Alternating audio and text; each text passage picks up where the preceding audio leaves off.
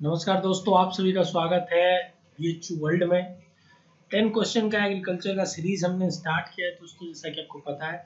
और बहुत बढ़िया और बहुत अच्छा रिस्पांस मिला पिछले वीडियो का, जिसकी वजह से मैं दोबारा ये वीडियो लेके आ रहा हूँ। और आपको बता दूँ कि आपने जितना बढ़िया रिस्पांस और सपोर्ट किया हमें उसको सीरीज में, वैसे ही इस वीडियो को भी सपोर्ट करिएगा। इस वीडियो को भी आप क्वेश्चंस कमेंट करके बताइएगा कि आपके कितने सही हो रहे हैं। आउट ऑफ 10 आप कितने सही कर पा रहे हैं। वीडियो को लाइक करिएगा, ठीक है। वीडियो को लाइक करिएगा और एक चीज़ जरूर बताइएगा कि कौन सा क्वेश्चन आपको अच्छा लगा, क्वेश्चन नंबर कौन सा था। और पहले ही हम आपको बता देते हैं कि ये जो 10 क्वेश्चन सीरीज है, हालांकि साइंस के बाकी चीज़ों में 5 क्वेश्चन ही लाते हैं, क्योंकि आपको पता है फिजिक्स, केमिस्ट्री, मैथ में या बायोलॉजी में 5 क्वेश्चन को समझने के लिए ही इतना समय लग जाता है। तो इस अगर समय थोड़ा सा ज़्यादा लग जाता है, क्योंकि हम ये 5 क्वेश्चन या 10 क्वेश्चन सिर्फ नहीं समझाते हैं, इससे जुड़े 4 ऑप्शन को भी एक्सप्लेन करते हैं। ये 4 ऑप्शन को भी हम एक्सप्लेन करते हैं। अगर आप 4 ऑप्शन को भी एक्सप्लेन करते हैं तो मतलब अगर हम 5 क्वेश्चन कराते हैं तो हमारे 4 ऑप्शन को लेके 20 क्वेश्चन बन जाते हैं। उसके अलावा भी हम बताते हैं कि इस पे अलग तरह के कौन से क्वेश्चन आ सकते हैं, तो 10 क्वेश्चन और आप ऐड कर लीजिए। तो मान लीजिए अगर आपको हम ये 5 क्वेश्चन सिर्फ कराते हैं तो आपको ये 30 क्वेश्चन का वेटेज देता है, वो भी यूनिक 30 क्वेश्चन का है। रिपीटेड नंबर ऑफ 50 क्वेश्चन बन सकते हैं, तो 30 क्वेश्चन आपको ये कराया जाता है 30 से 40 मिनट में, 40-45 मिनट में। ये वीडियो आपके एंट्रेंस बीएससी एग्रीकल्चर, आईसीआर, इन दोनों के लिए बहुत इंपॉर्टेंट होती है, क्योंकि एग्रीकल्चर का आप पूरे यूट्यूब में घूम जाएंगे, कहीं भी यूजी लेवल का मटेरियल या कुछ भी ऐसा चीज़ें नहीं मिलेगा। सिर्फ और सिर्फ आपके चैनल बीएचयू वर्ल्ड पे ही मिलेगा ये चीज़ें। अभी तक कोई नहीं डाल रहा है ये चीज़ें, हमने शुरू की है ये सीरीज ताकि उन बच्चों को बेनिफिट मिल सके जो एग्रीकल्चर पढ़ते हैं। ठीक है दोस्तों, तो इसी सीरीज में हम बात करेंगे, एक एक क्वेश्चंस को लेकर थोड़ा सा डिटेल में बात करेंगे हर सीरीज को। पर आप अभी से वीडियो को पहले कमेंट करिएगा क्या ये वीडियो कैसा था। पिछला वीडियो कंपैरिजन में अच्छा था, और अच्छा था, बेहतर था, ठीक है। और आगे आपको वीडियो चाहिए कि नहीं चाहिए, कि आप बताइए, क्योंकि कमेंट के रिस्पॉन्स पे ही हमारा वीडियो की प्लानिंग होती है सारी। और आप अपना जरूर आंसर कमेंट करेंगे। अगर नए हैं तो आपको बता दूं कि आप कमेंट करेंगे अपना आंसर कि 10 में से आपका कितना सही हुआ। इसी बेसिस पे हम एनालाइज करते हैं कि कितने बच्चे सिंसियरली हमारे वीडियोस को देख रहे हैं, ताकि हम अपने आप को ये पता कर सके कि कितनी ऑडियंस है हमारी जो हमको इस चीज़ों को ग्रैप्स करना चाहती है, अच्छी चीज़ों को लेना चाहती है, तो हम और उन चीज़ों को लेके आए। ठीक है दोस्तों, तो देखिए 10 में से 10 आप जितना भी सही करेंगे आप उसको लिखेंगे जरूर। हो सकता हो आपको एक ही आ रहा हो सकता हो आपको 2 आ रहा हो सकता हो आपको 10 आ रहा हो। इसमें बिल्कुल भी घबराने या उसकी बात नहीं है, क्योंकि ये स्वाभाविक सी बात है। किसी को कितना भी आ सकता है, किसी को कितना भी आ सकता है। इसमें कोई भी बड़ी बात नहीं है कि आप इसमें घबराएंगे या कुछ भी करेंगे। ठीक है, अब देखिए मैं आपको बता देता हूँ कि जैसे आपका 8 क्वेश्चन भी सही होता है तो वेल इनफ है अभी के लिए, या 7 क्वेश्चन भी, क्योंकि क्वेश्चंस का जो लेवल है काफ़ी अच्छे हैं। ये एंट्रेंस एग्जाम में इसमें से जरूर सवाल आएंगे। ये जो सीरीज में चला रहा हूँ, एंट्रेंस एग्जाम देने के बाद आके इस वीडियो कमेंट करिएगा, या आप हमसे बोलिएगा, ठीक है। या आप हमसे पर्सनली आके बोलिएगा। आप हमारे एफबी पे जुड़ सकते हैं, ठीक है। आप हमारे एफबी पे आशुतोष राय नाम से हमें खोज सकते हैं, आशुतोष राय। आप हमें इंस्टा से जुड़ सकते हैं, वहाँ मैं रेगुलर अपने अपडेट्स देता हूँ कि अपनी लाइफ स्टाइल कैसी है, वो चीज़ें मैं बताता रहता हूँ, ठीक है। तो वहाँ आप हमसे जुड़ सकते हैं, इंस्टा से जुड़ सकते हैं, ठीक है। एक सभी शुरू में दी गई थी इंस्टा और आईडी। ट्विटर पे आप हमसे जुड़ सकते हैं, वहाँ हम लोग सोशल इश्यूज को उठाते हैं। ये इन तीनों चीज़ों पर जुड़ सकते हैं। जो हमारे एनरोल्ड बच्चे होंगे उनके पास मेरा व्हाट्सएप नंबर होगा। तो आप एग्जाम देने के बाद आएंगे और फिर हमें बताएंगे कि क्या आपको इससे कितना फायदा हुआ था। आप जरूर बोलेंगे कि सर इससे बहुत बेहतर फायदा हुआ था। तो चलिए इसी सीरीज में हम आप चालू करते हैं अपना ये क्वेश्चन राउंड सीरीज, ठीक है। तो पहले एक बार आप पिछले क्वेश्चंस को अगर आपने नहीं किया है तो पिछला वीडियो जाके देखिए, ठीक है। रैंक बूस्टर सीरीज करके प्लेलिस्ट में बनी हुई है, उसमें जाके देखिए। आपके हर सब्जेक्ट्स के वीडियो उसमें पड़े हुए हैं, लगभग लगभग बहुत सारे, ठीक है। आप केमिस्ट्री की डिमांड कर रहे हैं तो केमिस्ट्री के बहुत सारे वीडियोस पहले ही जा चुकी है। फिजिक्स और एग्रीकल्चर की वीडियोस नहीं थी, इसलिए हम उस पर काम कर रहे हैं अभी। जो बच्चे केमिस्ट्री की वीडियो देखना चाहते हैं वो पीछे जाके देखें। 8-10 से ज़्यादा वीडियो वैभव सर ने बनाई है, उसमें सारे कंसेप्ट लगभग लगभग उन्होंने बता दिए। उसको आप देखें और उससे इंपॉर्टेंट चीज़ें आप ग्रहण करें अपने आप में, ठीक है। वो बहुत बेनिफिशियल होगा आपके लिए, एक बात मैं बता दे रहा हूँ। तो एक बार आप प्लेलिस्ट विजिट करिए जहाँ रैंक बूस्टर सीरीज हो, उसको जरूर देखिए। चलिए पहला क्वेश्चन आज का स्टार्ट करते हैं। पहला क्वेश्चन है which one of the following is summer season vegetable. Summer season vegetable, ग्रीष्म मौसम सब्जी कौन सा है? ग्रीष्म मौसम सब्जी कौन सी है? तो देखिए आंसर यहाँ स्टार लगा है, आपको साफ साफ दिख रहा है कि ओकरा, हिंदी में ओकरा बोलते हैं, इंग्लिश में हिंदी में भिंडी बोलते हैं। पर इससे जुड़े और कंसेप्ट थोड़ा सा हम समझने की कोशिश करेंगे कि सर ग्रीष्म मौसम सब्जी बोलते किसे हैं? वार्म सीजन, थोड़ा सा बोलेंगे सर गाढ़ा हो गया, साइज को कम करने की कोशिश करेंगे, तो करेंगे ठीक है। वार्म सीजन कहता है वेजिटेबल, वार्म सीजन वेजिटेबल। तो पूछेंगे सर वार्म सीजन वेजिटेबल होते कौन कौन से हैं? तो वो क्रॉप्स जो कि अक्टूबर नवंबर में बोए जाते हैं उनको बोलते हैं वार्म सीजन वेजिटेबल, सब्जी बोलते हैं। ग्रीष्म ऋतु की फसलें बोलते हैं, ग्रीष्म ऋतु की, ठीक है, ग्रीष्म ऋतु की फसलें बोलते हैं उसको, ठीक है। थोड़ा सा ये गड़बड़ हो रहा है, टेक्निकल चीजें हैं होती रहती हैं, तो उसी को बोलेंगे, ठीक। अब देखिए आपको मैंने बता दिया कि वार्म सीजन वेजिटेबल जो है वो सिर्फ और सिर्फ आपको किसको बोला जाएगा? जो अक्टूबर नवंबर में बोया जाएगा उसी को बोला जाएगा, ठीक है। तो अब देखिए आपको निकल के आता है इसमें कि इनमें से अगर आपको पता हो कि कौन से अक्टूबर नवंबर में बोई जाती है तो आप क्वेश्चन लगा लेंगे, ठीक है। पर एक चीज और आपको बता दूं कि वार्म सीजन इन्हें इसलिए बोला जाता है कि इनकी ग्रोथ के लिए वार्म कंडीशन चाहिए, गर्मी वाली चीजें चाहिए। तो अगर आप अक्टूबर नवंबर में बोएंगे, ठीक है, ठीक है, इसको तो आगे चल के ये जो फसल होती है ये गर्मी में अच्छी फसल हो जाती है, ठीक है। अक्टूबर नवंबर से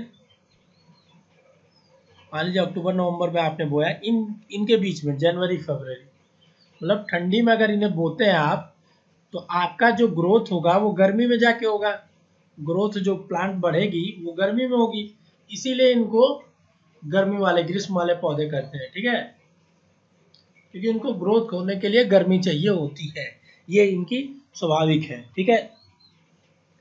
एक चीज और बता दें कि गर्मी अगर चाहिए होती है तो यहाँ एक और सवाल उठ के आता है कि अगर वो वार्म ड्राई वेदर में है, मतलब गर्मी वाली ऋतु में होते हैं, ग्रीष्म ऋतु में होते हैं, उनको लॉन्गर डे चाहिए, दिन लंबा होना चाहिए, वहां पे लॉन्गर डे होने चाहिए, ठीक है। तो अगर पूछ दे आपसे कि इनमें से कौन सा लॉन्गर डे लेंथ का फ्लावरिंग प्लांट है, लॉन्गर डे लेंथ का फ्लावरिंग प्लांट है, तो आप फिर भी ऑप्शन ओकरा मारेंगे, भिंडी मारेंगे। तो देखिए एक सवाल यहाँ पे और निकल के आ गया, ठीक, कि लॉन्गर डे प्लांट जो वार्म ऋतु के मतलब समर सीजन के प्लांट्स होते हैं वो लॉन्गर डे लेंथ के भी प्लांट होते हैं, ठीक है। अब इसके अलावा कुछ और आपको एग्जांपल्स में बता दूं ताकि आप कभी और अगर कोई ऑप्शन बदल के आ जाए तो ये नहीं कहा कि सर आपने पढ़ाया नहीं था, सिर्फ आपने भिंडी बताया था और भिंडी आया नहीं। पहला जो ऑप्शन है वो है, दूसरा जो है ब्लैक ग्राम, ठीक है, ये भी है वार्म सीजन वेजिटेबल, ठीक है, जो ठंडी में बोई जाती है, गर्मी में इसकी ग्रोथ होती है। दूसरा है सीसेम, तीसरा है सॉरी सीसेम, चौथा है आपका काउपी, पांचवा आपका है वाटरमेलन। सब देखे वाटरमेलन गर्मी में खाने को मिलता है, गर्मी में निकलता है। फिर आपका टोमेटो, फिर आपका आ जाता है ब्रिंजल। अब ये सब इंपॉर्टेंट है आपके लिए, एक एक क्वेश्चन बन के आ सकता है, हर समय ये ऑप्शन बन के आएगा। तो जैसे ओकरा की जगह ये दे दे, सीसम दे दे, काउपी दे दे, वाटरमेलन दे दे, टोमेटो दे दे, ब्रिंजल दे दे, ठीक है। अब या तो आपको ओकरा हो ही गया, या आपको ये भी पूछ दे इनमें से कौन सा नहीं है, ठीक है, ग्रीष्म मौसम सब्जी।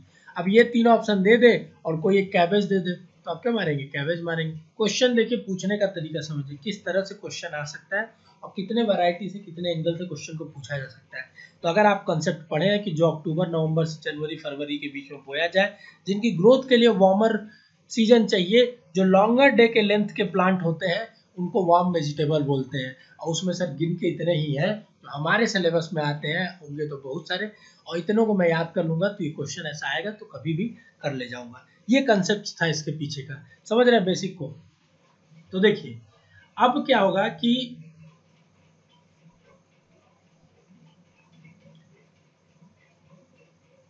ये आपका हो गया, पर आप बोलेंगे सर इतना ही हम नहीं बताएंगे, इसके बाद आपको कुछ और चीज़ें बताएंगे, ठीक है। कुछ क्रॉप होते हैं जिनको खरीफ बोला जाता है, खरीफ क्रॉप, ठीक।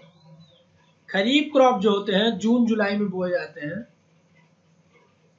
जून जुलाई में बोए जाते हैं, और ये अक्टूबर नवंबर में, सॉरी जून जुलाई से, ठीक है, अक्टूबर नवंबर के बीच में बोए जाते हैं, इनके बीच में बोए जाते हैं, ठीक है। इसका एग्जाम्पल है, मतलब ये आपको समझ लीजिए गर्मी में बोए जाते हैं, ठंडी में उगेंगे बढ़िया, ठीक है। तो इसके एग्जाम्पल है आपके राइस, राइस, मेज, फिर आपका आ जाता है groundnut, groundnut, onion, ये सब एग्जाम्पल आपके लिए इंपॉर्टेंट है, इसको याद कर लेंगे, ओनियन। उसके बाद आपको आता है अमरैंथस, एक प्लांट है। हिंदी वाले बच्चे सोच रहे हो सर हिंदी में क्यों नहीं बता रहे, तो नाम वगैरह आप याद करिए इंग्लिश में, ठीक है। ये सब इंपॉर्टेंट नाम इंग्लिश में आपको आने चाहिए। फिर आपका बिटर गॉड, लौकी हो जाता है, ठीक है। बहुत सारे हैं पर इतने आपके लिए इंपॉर्टेंट है, खरीफ क्रॉप, ठीक। तो आपको मैंने दो बता दिया। अब इसमें से कोई दिख रहा है, तीसरा ऑप्शन नहीं दिखा सर। अब एक और आता है आपके लिए, ठीक है, उसको बोलते हैं रबी क्रॉप,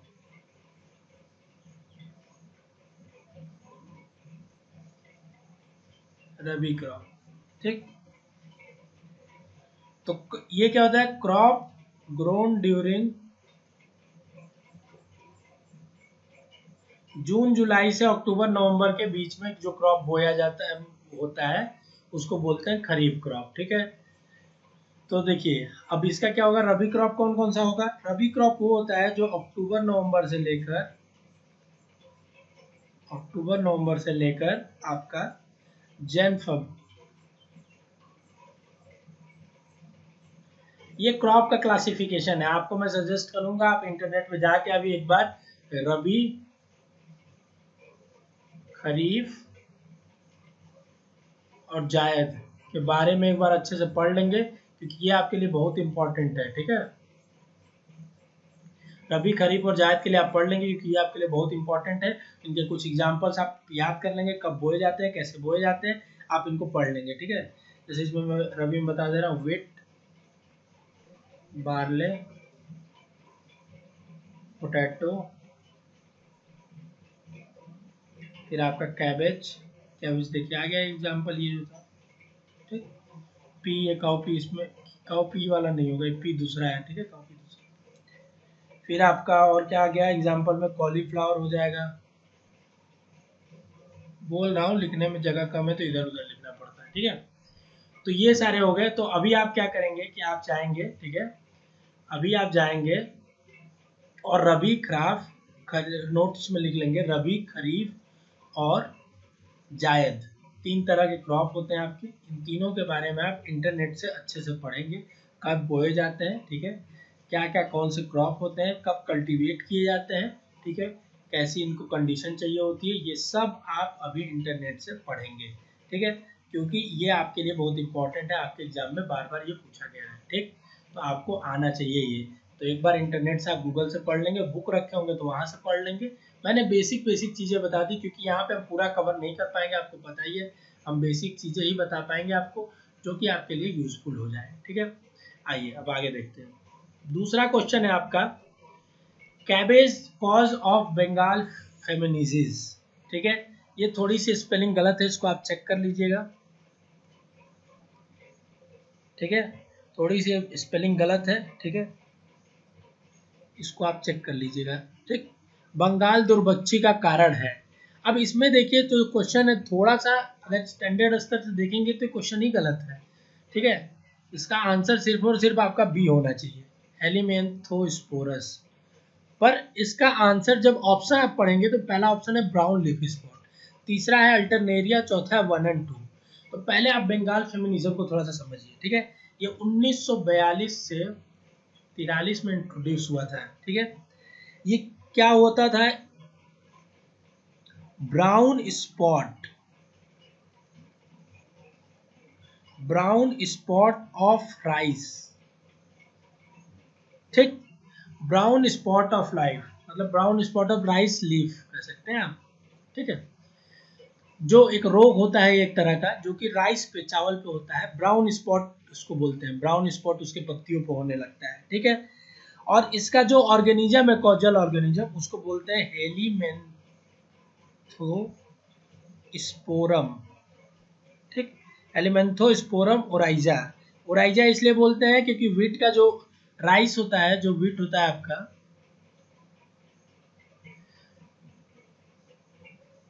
इसका साइंटिफिक नेम ओराइजा सटाइवा होता है, इसीलिए इसको हेलीमेंथो ओराइजा बोलते हैं, ठीक है। साइंटिफिक नेम आप सभी का जरूर लिख लेंगे, आपके लिए ये होमवर्क है। कमेंट करके आप बताएंगे कि ओकरा भिंडी का साइंटिफिक नेम क्या है, कैबेज का साइंटिफिक नेम क्या है, पी का साइंटिफिक नेम क्या है, टर्निप का साइंटिफिक नेम क्या है, और राइस का साइंटिफिक नेम क्या है। आप कमेंट करके बताएंगे, वीडियो देख रहे हैं तो आपको समझ में आएगा, आप करेंगे कमेंट, मैं समझ पाऊंगा कि हमारे बच्चे सिंसियर हैं एग्जाम के प्रति और एग्जाम को सिंसियरली ले रहे हैं पढ़ने के लिए, और उनका एंट्रेंस निकलने के बिल्कुल करीब है, ठीक है। तो देखिए, हेलीमेंथोस्पोरम ओराइजा, ठीक, हेलीमेंथोस्पोरम ओराइजा जो था वो आपका इसका कॉजल ऑर्गेनिज्म है, और इससे ये रोग होता है, ठीक। तो ये बंगाल फेमिनिज्म से रिलेटेड ये दो मतलब फैक्ट है जो याद होने चाहिए। अब देखिए, इसमें पहला ऑप्शन है ब्राउन लीफ स्पॉट, लेकिन अगर पूछा है कॉज कि ये किसकी वजह से होता है, कॉज क्या है इसका, तो हेलीमेंथोस्पोरम ओराइजा ही होगा। और ये क्वेश्चन ऐसा सेट है कि इसमें ऑप्शन ब्राउन लीफ स्पॉट भी दिया है और ऑप्शन दिया है बोथ 1 और 2, तो हम इसको ज़्यादा मानेंगे। हमको देखिए हमेशा जो आंसर टिक करना होता है, मोस्ट प्रिसाइज करना होता है, most accurate, precise and accurate, मतलब आंसर क्या सही है वो नहीं, ऑप्शन में हमारे क्या सबसे नजदीकी है उसको वो मानना है। तो दोनों हमसे रिलेटेड है, और आपका एंट्रेंस बहुत ज्यादा ऐसे स्टैंडर्ड लेवल का यूपीएससी नहीं है कि आपको एकदम क्लैरिफाई करना है। दो ऑप्शन है, दोनों रिलेटेड है उससे, तो मारेंगे आप, क्योंकि एकदम कॉजल पूछा है तो ये कॉजल और कॉज दोनों दो डिफरेंट चीज हो जाता है, जो इंग्लिश की टर्म है। तो ये अगर बोलता है कि किसकी वजह से होता है, अगर सवाल रहता है, ठीक है, कि जैसे यहाँ बोला का कारण था, ठीक है, तो कारण तो देखिए अब जैसे दोनों चीज आ गया कि राइस था तो वही इसीलिए वो हुआ, और राइस में ये ऑर्गेनिज्म ने इन्फेक्ट किया इसलिए हुआ, तो कारण तो दोनों था। जैसे मान लीजिए अगर कहीं पे कुछ जैसे अगर मान लीजिए कि अगर आपको कोई आदमी है, उसको खाना खाना है, ठीक है, वहां पे गेहूं है, तो आप बोलेंगे खाना खाने का कारण क्या था, एक तो उसकी भूख थी, एक तो उसकी भूख लगी थी वो कारण था, दूसरा उसके पास गेहूं था तभी तो खाना खा पाया। तो ये दोनों चीज जो थी, ये जो दोनों चीज थी, ये दोनों चीज इंपॉर्टेंट है आपके लिए कि दोनों चीज उसका कारण था, ठीक है। हिंदी में देखेंगे तो थोड़ा क्वेश्चन क्लेरिफाई हो रहा है, पर इंग्लिश में देखेंगे तो थोड़ा कंफ्यूज हो जाएंगे, तो इसलिए आपको मैं बोलूंगा कि आप इसको दोनों मारेंगे। पर अगर कॉजल ऑर्गेनिज्म पूछ देता है कि कॉजल ऑर्गेनिज्म कौन सा है, कॉजल ऑर्गेनिज्म कौन सा है, तो आप क्या मारते, सिर्फ और सिर्फ बी ऑप्शन मारते, हेलमेंथोस्पोरा ओराइजा मारते, ठीक है। और देखिए यहाँ से एक और सवाल आ जाता कि Bengal feminism is related to which crop, related to which crop, question number दूसरा तीसरा आ जाता है। एक क्वेश्चन में कितने क्वेश्चन आपको करके दिखाते हैं, आप इस बात को समझिए। तो आप क्या ऑप्शन में रहता है, राइस, व्हीट, राइस, मेज, ऐसे ऐसे करके रहता, तो आप क्या मारते हैं, राइस, क्योंकि राइस के ही लीफ में ब्राउन स्पॉट होता है, उसी को कहते हैं। तो ये आपका क्वेश्चन का तरीका था जो आपको सोचना था और आपको इतने फैक्ट्स याद रखने थे, तभी आप कर पाते, ठीक है। तो हिंदी में थोड़ा सा क्वेश्चन ज़्यादा क्लैरिफाइड था, इंग्लिश में थोड़ा सा क्वेश्चन उतना क्लैरिफाइड नहीं था। तो आप दोनों को पढ़ा करिए, इसलिए मैं कहता हूँ कि आपके हिंदी इंग्लिश दोनों चीज़ें स्ट्रांग होनी चाहिए अगर आपको फ्यूचर में अच्छा करना है किसी सब्जेक्ट में, तो क्योंकि दोनों अगर समझेंगे तो आप अच्छे से उसकी मतलब को समझ पाएंगे, चीज़ों को रिलेट कर पाएंगे और अच्छा कर पाएंगे, ठीक है। मैंने बोला है आपको कि इस क्वेश्चन 5 ही किस क्वेश्चन अब कराऊंगा, क्योंकि टाइम ज़्यादा लग जाता है और अच्छे से अगर एक्सप्लेन करूँ हर टॉपिक को तो और ज़्यादा टाइम ले लूँगा, तो इसलिए मैं चाहता हूँ कि कम ही क्वेश्चन कराऊँ पर अच्छे से कराऊँ, ज़्यादा से ज़्यादा वीडियो लेके आऊँ, ये मैं कोशिश करूँगा आपके लिए। पर ये आप बिल्कुल मैं ना करें कि सर आपने क्वेश्चन 5 कराया 6 कराया, जितना भी क्वेश्चन कराऊँ आप उसका एकदम ईमानदारी से आंसर करिए, क्योंकि आपका आंसर ही हमारे लिए मोटिवेशन है। तीसरा क्वेश्चन मोस्ट मोस्ट इम्पॉर्टेंट, ये क्वेश्चन आपके एग्जाम में इस बार आने की प्रोबेबिलिटी बहुत ज़्यादा है। एकड़ इन 1 हेक्टेयर लैंड इज, ठीक है, 1 हेक्टेयर में कितने एकड़ होते हैं, यह आपको आना ही चाहिए बिल्कुल। तो देखिए जो आपका डाटा, ये तो डाटा बिल्कुल याद होना चाहिए, पर मैं आपको बताता हूँ 1 हेक्टेयर में आपका 2.47 एकड़ होना चाहिए। अब देखिए इसमें 2.4757 ऐसे दिया, 471 दिया है, तो ये और प्रिसाइज है, हमको इतना ही याद है, तो आप इसी को ऑप्शन मारेंगे, आपके लिए आंसर सही। इसका आंसर डी था, बता दे रहा हूँ, ठीक है, आप कंफ्यूज मत होइए। तीसरा, ठीक है, तो देखिए लेकिन एक कुछ चीजें और आपको याद हो जानी चाहिए। अब हेक्टेयर की बात किया, एकड़ की बात किया, तो कि 1 हेक्टेयर में कितने मीटर होते हैं, ठीक है, 10,000 मीटर स्क्वायर होता है, ये भी आपको याद होना चाहिए। घुमा फिरा कुछ भी तो पूछ सकता है, ठीक है। 1 हेक्टेयर मीटर में 1,00,000 3 2 5 1,00,000 लीटर होना चाहिए, ठीक है। 1 हेक्टेयर सेंटीमीटर में, ठीक है, राइटिंग थोड़ी गड़बड़ है लेकिन बोलता हूँ क्योंकि ये टेक्नोलॉजी है ना, उसमें थोड़ी सी अभी इस पर सही वो नहीं हुआ है। 1 हेक्टेयर सेंटीमीटर में, सॉरी ये 1 हेक्टेयर सेंटीमीटर, एक minute sorry sorry sorry, 1 hectare centimetre और ये 1 हेक्टेयर मीटर, ठीक है। 1 हेक्टेयर सेंटीमीटर में आपका 1,00,000 लीटर हो जाता है, ठीक है। और इसमें शायद इसको आप एक बार चेक कर लीजिएगा, हमको लग रहा है इतना लीटर होता है, एक बार आप चेक कर लेंगे, ठीक है, क्योंकि मीटर से सेंटीमीटर से 100 गए तो 100 तो हट ही जाएगा। आपको पता है 1 मीटर में 100 सेंटीमीटर होता है, तो इसको सेंटीमीटर में चेंज करेंगे, आप एक बार चेक कर लीजिए इसको, ठीक है। ये डाटा आप दोनों चेक कर लेंगे एक बार इंटरनेट से, मैं बस इसलिए लिख रहा हूँ कि ये सब इंपॉर्टेंट है आपके लिए, ठीक है। फिर देखिए 1 एकड़ में पूछ दे, जैसे आपको उल्टा सवाल पूछ दे कि 1 एकड़ में, अब यहाँ बच्चे गड़बड़ा जाते हैं थोड़ा सा, कितना हेक्टेयर, कितना हेक्टेयर, तो आप बोलेंगे सर आपने पढ़ा है 1 हेक्टेयर में 2.47 हेक्टेयर एकड़, आपने ये नहीं पढ़ा है 1 एकड़ में कितना हेक्टेयर, तो सर मैं कैसे करूँगा। थोड़ा सा आपको इसमें दिमाग भी लगाना है अपना, ठीक है, तो कॉमन सेंस आप यूज करेंगे कि 1 हेक्टेयर, एक 2.47 एकड़ में 1 हेक्टेयर, तो 1 एकड़ में, 1 एकड़ में कितना हो जाएगा, ये नीचे हो जाएगा 1/2.47 हेक्टेयर, ठीक है।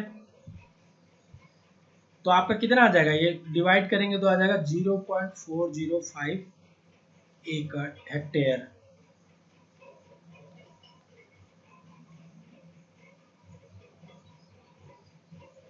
तो इस बात को समझे आपने, ये मैं कहना चाह रहा था कि जैसे 1 हेक्टेयर में, ठीक है, 2.47 एकड़ में, जैसे आपका जैसे सवाल हर बार हेक्टेयर से एकड़ में नहीं पूछेगा, कई बार उल्टा पूछ देगा एकड़ से हेक्टेयर में, तो आप क्या लगाएंगे, उल्टा कर लेंगे आप कि आपको ये पता है 1 हेक्टेयर में इतना, तो उल्टा करिए 2.47 एकड़ में हमें पता है 1 हेक्टेयर, तो 1 एकड़ में कितना हो जाएगा 1/2.47, ये आपका आंसर आ जाएगा।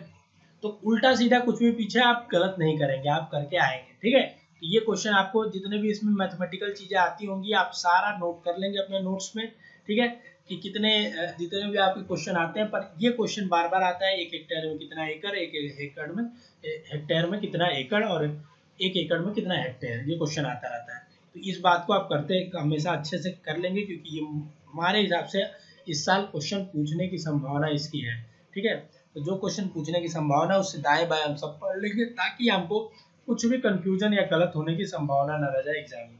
क्योंकि वहाँ जब हमको करना है 2.5 घंटे 2 घंटे के लिए जब बैठना है टेम्परामेंट बना के, तो ऐसा बनाना है कि एज ए टॉपर, कि मैं ही वो एक सीट मैं ले जा रहा हूँ जो इस कॉलेज में आने के लिए मुझे चाहिए, ठीक है। तो टॉपर की स्ट्रेटेजी लेके आपको बैठनी है, माइंडसेट लेके बैठनी है आपको, बिल्कुल आपको किस तरह से गाइडेंस चाहिए वो सब हम आपको दे रहे हैं। जल्द वीडियो हमारी आएगी कई चीज़ों पे, उसमें आपको बताया जाएगा किस तरह से लास्ट मंथ में पढ़ना है, क्या पढ़ना है, और आप हमसे इंस्टाग्राम, फेसबुक, ट्विटर हर जगह पे जुड़िए। आपको वहाँ पे हर तरह की नोटिफिकेशन वगैरह चीज़ें मैं देता रहता हूँ, क्या आया क्या नहीं अपडेट आया, ठीक है। कई बार यूट्यूब पे हम लोग नहीं जुड़ पाते क्योंकि यूट्यूब स्टैंडर्ड प्लेटफॉर्म है, सब कुछ यहाँ पे नहीं दे सकते हैं, पर आपको वहाँ पे पर्सनलाइज्ड मदद मिलता है अगर आप हमसे वहाँ पे जुड़ते हैं तो, ठीक है। तो ये हो गया आपका,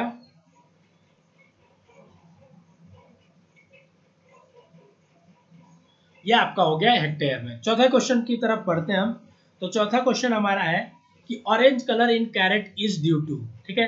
अब देखिए एक थोड़ा सा इंपॉर्टेंट चीज बताता हूँ, जितने भी आप प्लांट में कलर देखते हैं, प्लांट के कलर देखते हैं, वो सब पिगमेंट्स की वजह से होते हैं, वो सब पिगमेंट्स की वजह से होते हैं। तो अलग अलग कलर के लिए अलग अलग पिगमेंट होता है, अलग अलग कलर के लिए अलग अलग पिगमेंट होता है। जैसे मान लीजिए टमाटर में अलग कलर है तो उसका अलग पिगमेंट होता है, ठीक है, लाल, ग्रीन, जैसे अलग अलग कलर है अलग अलग पिगमेंट होता है, ठीक है। तो वही चीज जो होता है, जैसे आप देखेंगे ग्रीन कलर जो होता है पत्तियों में, उसके लिए अलग पिगमेंट है, ठीक है। वैसे पूछा कैरेट, गाजर में संतरा कलर किस वजह से होता है, ठीक है। तो इसका आंसर तो आपको टिक किया भी है, आपको पता भी होगा, कैरोटीन होगा। पर हम बात करेंगे सिनी ग्रीन और इन सब के बारे में। तो सिनी ग्रीन जो होता है, ठीक है, पंजेंसी, पंजेंसी, पंजेंसी इन कैबेज लीव्स। आप देखे होंगे गोभी की पत्तियां एक अजीब तरह की महकने लगती है, वो सिर्फ और सिर्फ इस केमिकल की वजह से आता है, सिनी ग्रीन। और पंजेंट स्मेल बोलते हैं उसको, पंजेंट स्मेल आप इंटरनेट पे सर्च करेंगे तो आपको समझ में आ जाएगा कैसा होता है, ठीक है। पंजेंट स्मेल आप फील भी किए होंगे, गोभी की पत्तियां जब सड़ जाती हैं चाहे, एक अजीब टाइप का उसका स्मेल आता है, तो वो किस वजह से आता है, सिनी ग्रीन की वजह से आता है। लिकोपीन जो है आपका, लाइकोपीन जो है, लाइकोपीन जो है आपका, वो रेड कलर इन टोमेटो, रेड कलर इन टोमेटो जो होता है वो लाइकोपीन की वजह से होता है। ये क्वेश्चन भी आएगा आपके एग्जाम में, बहुत इंपॉर्टेंट है, बार बार पूछा गया है, ठीक है। कैरोटीन जो है आपका, ठीक है, ऑरेंज कलर इन कैरेट की वजह से आता है।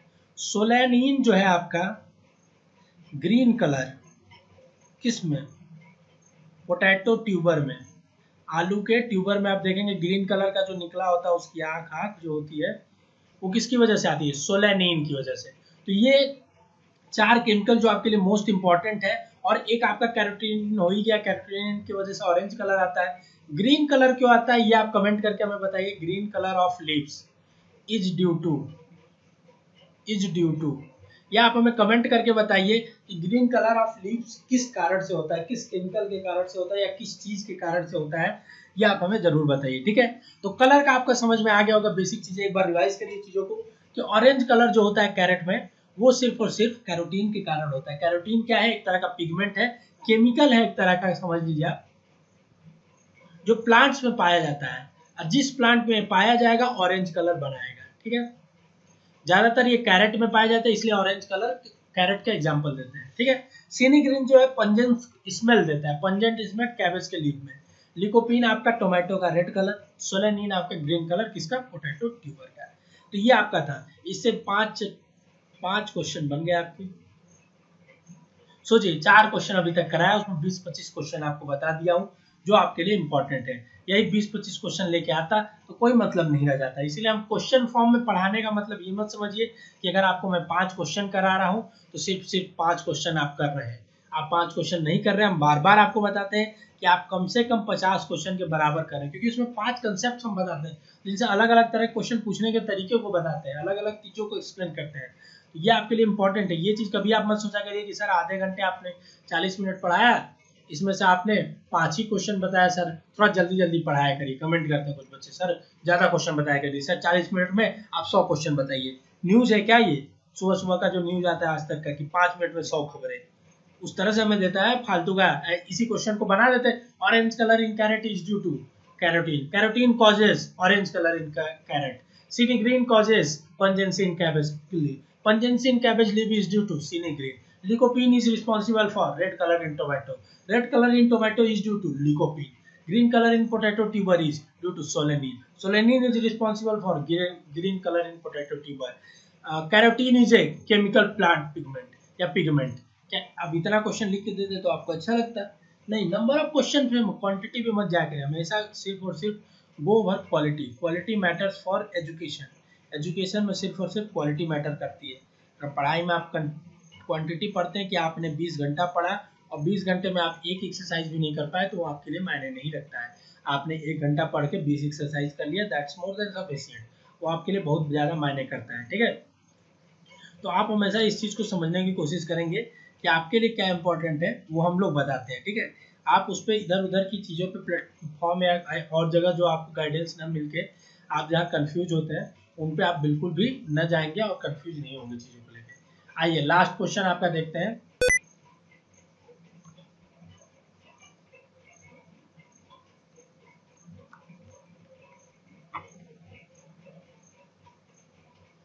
पांचवा क्वेश्चन है आपका, pyrilla is a insect of crop. ठीक है, तो आप इसको बताइए, कमेंट करिए तब तक कि पायरिला क्या होता है। मैं इसको मिटा देता हूँ 2 मिनट में। ठीक है, पायरिला एक तरह का इंसेक्ट है। ठीक है, किस क्रॉप में ये लगता है, जिसको नष्ट करता होगा, जिस क्रॉप में ये लगता होगा, कौन सा क्रॉप वो है, बदनसीब क्रॉप।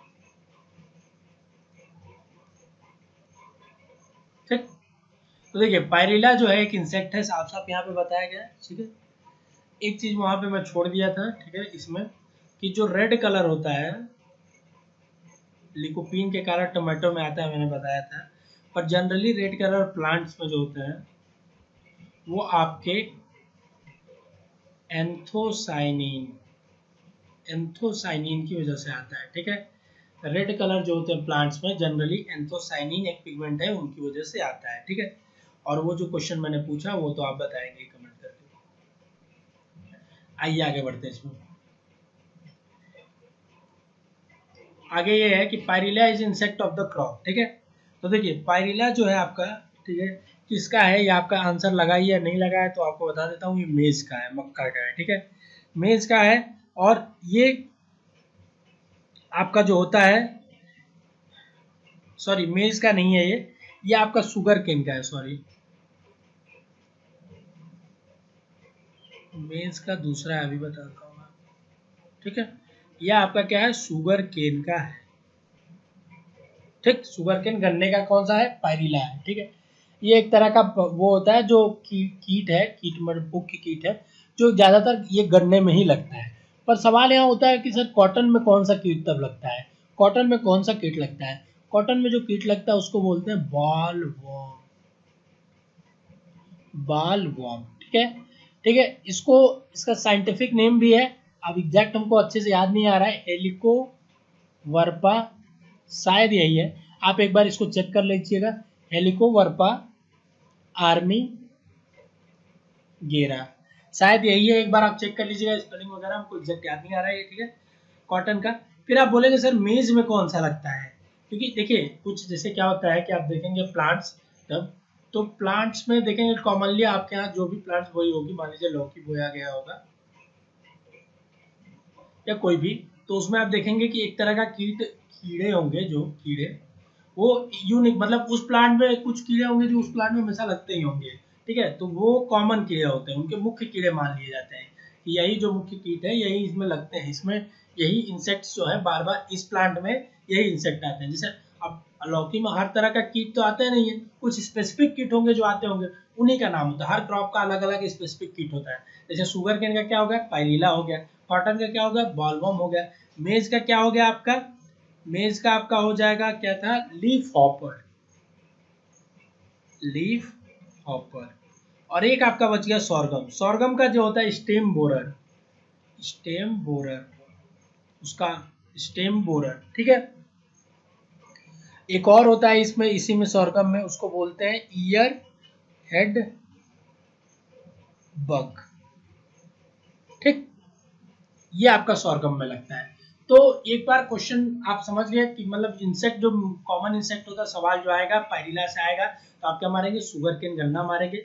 कॉटन से आएगा तो बॉलवर्म मारेंगे, बॉलवर्म लिख के आएगा तो कॉटन मारेंगे। मेज आएगा तो आप लीफ हॉपर मारेंगे, लीफ हॉपर लिख के आएगा तो मेज मारेंगे। उल्टा सीधा करके कितने भी सवाल बना सकते हैं इसमें। 4 क्वेश्चन है तो 8 क्वेश्चन आपका इसमें बन सकता है। उल्टा सीधा करके। प्रैक्टिस सेट देना हो तो यही करते हैं, कोचिंग वाले यही करते हैं आपका। सिर्फ और सिर्फ आपका क्या करेंगे कि एक क्वेश्चन को घुमा फिरा के करके 8 क्वेश्चन बना देंगे। तो 8 क्वेश्चन हमको बनाना नहीं, क्योंकि अलग अलग यूनिक क्वेश्चन बनाना है, इसलिए ऐसा कर रहे हैं हम, ठीक है। तो ये आपका था आज का 5 क्वेश्चन। एक बार रिवाइज करेंगे शुरू से लेके, आप एक बार रिवीजन के समय बिल्कुल देखा करिए, वीडियो को छोड़ा मत करिए, ये आपके लिए मोस्ट इंपॉर्टेंट सेगमेंट होता है। पहला क्वेश्चन था, which of the following is summer warm season plant, इनमें से कौन सा ग्रीष्म मौसम सब्जी है, ओकरा है।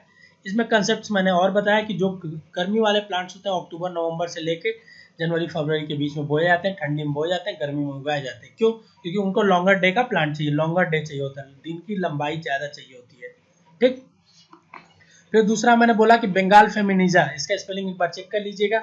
मैं कुछ कुछ चीज़ें आपको भी देता हूँ करने के लिए, ऐसा नहीं कि मैं सारा कर नहीं सकता या मैं गलत करता हूँ या मुझे आता नहीं, इसलिए ताकि आप थोड़ा सा इफर्ट डालेंगे तो आपकी पढ़ाई अच्छी होगी। सब कुछ मैं आपको परोस के दे दूंगा तो आप पढ़ नहीं पाएंगे, आपको खुद से इफर्ट अपने ऊपर मारना होगा, अपनी चीज़ों को समझना होगा, थोड़ा सा इधर उधर खोजना होगा दाएं बाएं। अगर आप इस चीज़ को खोजने के लिए नेट पे सर्च करेंगे, बुक में सर्च करेंगे, तो आप 2 चीज़ें और नहीं जानेंगे, 2 न्यू चीज़ें जानेंगे।